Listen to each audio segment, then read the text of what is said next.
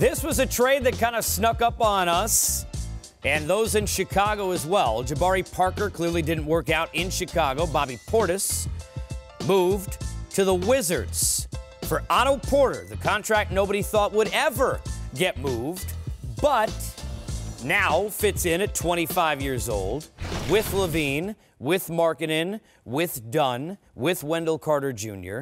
Let's start before we even talk about kind of why.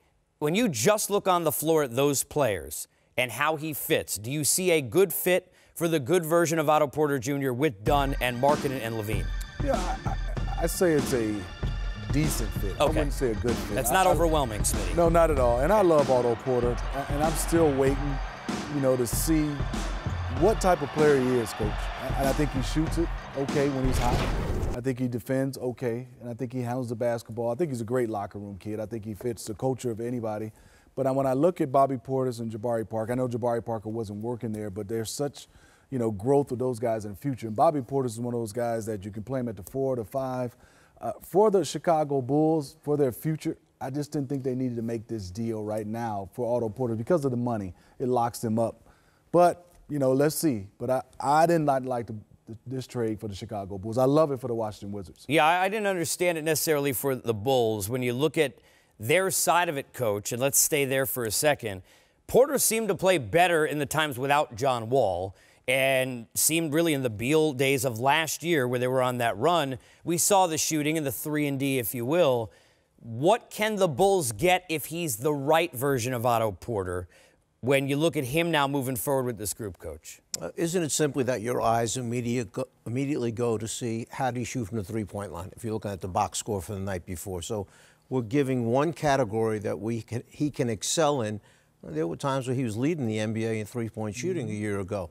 But having said that, I'm not sure, was it more that they found somebody willing to take those other two guys, knowing that they can take Porter and move him perhaps somewhere else? Because I'm not sure he's not a little bit ahead of that young nucleus that Chicago's raising up and trying to keep together.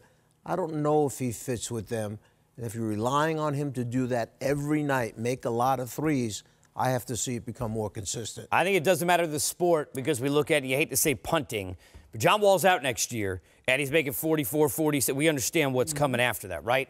So whether it's, and I deal with this a lot on the baseball side as well, the idea of being in the middle, and as this great song says, stuck in the middle with you, does nothing for you.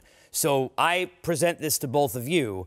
Why wouldn't you go all in on trying to move Bradley Beal, who's a terrific player, but making, 25 or whatever it is, $1 million a year, Coach, and at least use the next year to set yourself up for whatever it's going to be when John Wall returns? Do you know how many teams we have now, not only us, but our fellow panelists up here, have put into the wipe it out, rebuild it, start over again, and build down the road? You're right. We're going to have 19 teams, 20 teams next year, for the next couple of years that are building to get where Golden State is right now, where, Houston is right now, where Milwaukee is right now.